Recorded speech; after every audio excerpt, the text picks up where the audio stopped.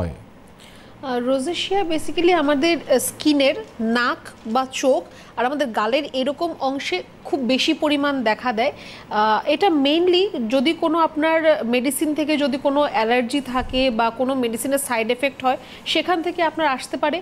Sunburn থেকে হতে পারে। আপনার যদি খুব সেন্সিটিভ স্কিন হয় যে আপনার স্কিনে সূর্যরশ্মি যদি খুব বেশি লাগে বা কোনো প্রোডাক্ট থেকে আপনার হতে পারে, তো সেখানেও কিন্তু আপনার সানবার্নের থেকেও কিন্তু আপনার রোজেশিয়ার সমস্যা আসতে পারে। সেখানে আপনার ছোট ছোট পিম্পলসের মতো, এটাকে হয়তো অনেকে অ্যাকনে বা পিম্পলস বলে ভুল করতে পারে, কিন্তু এরকমই ছোট ছোট বাম্পস টাইপের হবে, তার ভেতরে পাস থাকতে পারে, জলের মতো থাকতে পারে, আর রেড পেচেস মানে লাল লাল ছোপ ছোপের মতো গালের মধ্যেও থাকতে পারে। নাকের স্কিন বেসিক্যালি তখন খুব মোটা হয়ে যেতে পারে, রেড স্পট থাকবে তার মধ্যে, যাকে রাইনোফাইমাও বলা হয়, সেটিও আরেকটি ডিজিজ।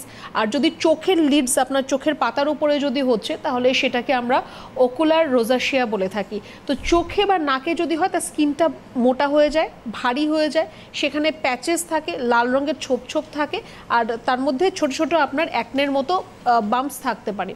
এবার সেখানে আপনার যখন আমাদের শরীরের সর্বত্র আমাদের কিছু লিম্ফ নোডস বা ভেইন, আর্টারি এগুলো রয়েছে, খুব সূক্ষ্ম সূক্ষ্ম কিছু আমাদের ভেইন রয়েছে, যেগুলো আপনার স্কিনের মধ্যে খুব হয়তো এতটাই সূক্ষ্ম যে সেটা হয়তো খালি চোখে আপনার দেখা যায় না, কিন্তু রোজাশিয়ার সময় আপনার দেখবেন স্কিনের ওপর আপনার হালকা হালকা করে এরকম ভেইন দেখা যাচ্ছে, যেটাকে স্পাইডার ভেইন বলা হয়। মানে আপনার অনেকগুলো একসাথে ছড়িয়ে যাচ্ছে রুটের মতো, এরকম আপনার দেখা দেবে। তো সেই ভেইনগুলো আপনার রাপচার হয়ে যেতে পারে, ফেটে যেতে পারে, বা এনলার্জমেন্ট হতে পারে, বড় হয়ে যেতে পারে।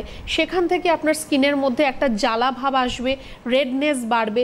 সেটা কিন্তু আপনার অনেক দিন, অনেক সপ্তাহ আপনার মধ্যে এটা থাকতে পারে, বা কিছু দিনের মধ্যে আপনার সেটা কিন্তু ঠিক হয়ে যেতে পারে।